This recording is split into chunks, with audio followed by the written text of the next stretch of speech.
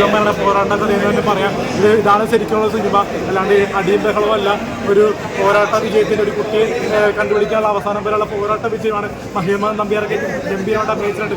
പിന്നെ നമ്മുടെ അശോകൻ ചേട്ടൊക്കെ തകർത്തു. ഉണ്ണിമൂന്നൻ സാറിന്റെ ഗംഭീര തിരിച്ചുവരവാണ് മാളികപ്പുറത്തിന് ശേഷം. എങ്ങനെ പുള്ളിയുടെ വീൽ ചെയറിലിരുന്നുള്ള അഭിനയം എങ്ങനെയാണ്? വീൽ ചെയറിലെ ഗംഭീര അഭിനയം, ഡിസേബിൾ പേഴ്സണായിട്ട് ഗംഭീര അഭിനയിച്ചിട്ട് നന്നായിട്ട് അഭിനയിച്ചിട്ടുണ്ട്. ഉണ്ണിമൂന്നൻ sir തകർത്തിട്ടുണ്ട്.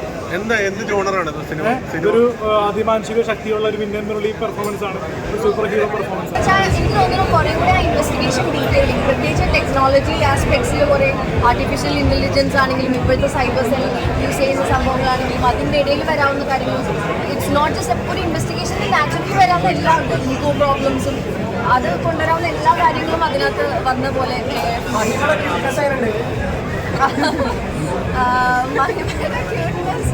She's always cute by the way. Mahima നന്നായി ചെയ്തിട്ടുണ്ട്. സോ പേഴ്സണലി ഭയങ്കര എൻഗേജിങ് ആണ്, ഡിഫറെൻ്റ് ആണ്, ഇൻക്ലൂസീവ് ആണ്.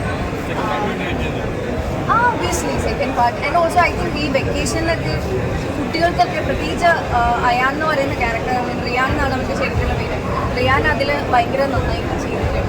അപ്പം കുട്ടികൾക്കൊക്കെ ഭയങ്കര ഇഷ്ടപ്പെടും. ലൈക്ക് ഒരു സൂപ്പർ ഹീറോ ആസ്പെക്റ്റിൽ നമ്മൾ പണ്ട് മറ്റേ ചെറിയ ഈ ബാലരമയിലും അങ്ങനെയുള്ള ചെറിയ ചെറിയ സംഭവത്തിലും വായിക്കുന്ന ആ ഒരു ഫീല് കുട്ടികൾക്കാണെങ്കിലും കൊടുക്കുന്നുണ്ട്. സോ ഐ തിങ്ക് ആ കുട്ടികൾക്കും കൂടെ പറ്റുന്ന രീതിയിൽ ഭയങ്കര എൻജോയബിൾ ആയിട്ട് കാണാൻ പറ്റുന്ന ഒരു സമ്മർ വെക്കേഷനൊക്കെ എൻജോയ് ചെയ്യാൻ പറ്റുന്ന മോർ ദാൻ ദാറ്റ് അല്ലാണ്ടുള്ള എല്ലാം ഉണ്ട്.